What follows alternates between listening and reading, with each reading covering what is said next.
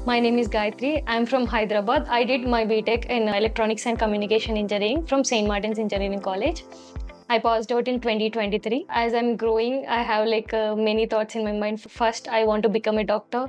Then later, I got interest in engineering. Then I joined in Electronics and Communication Engineering. Then I joined in Emertxe to learn embedded systems. I had two options, VLSI and embedded. I know C programming well.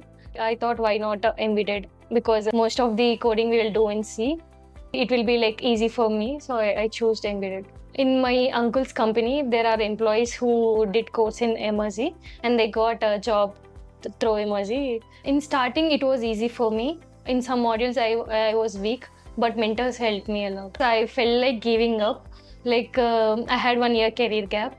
Then I joined in Emertxe. Then I applied to so many companies. But at starting, I didn't got shortlisted. Later, I got some of the chances, but in some written tests, I got lagged. I didn't got selected in written tests. Then later, I'm learning from those mistakes. Then I'm keep on applying. Then I got in LG. My parents are keep on motivating. They will be saying don't lose hopes. We will be there. We will stand with you. They were keep motivating me, try, you came till last, try and give your best. It was first they will teach basic programs, theory part, everything, then they will go into deeper. It helped me a lot to understand complex programs and all. I did total 9 projects. In each project I have learned some of the topics string manipulation, bit manipulation.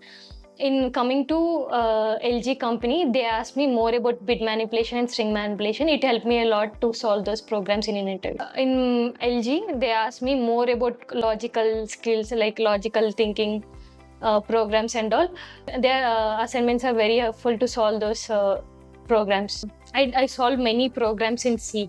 In DS also, I solved many programs. They asked more about coding, program solving and all. It helped me a lot in interview.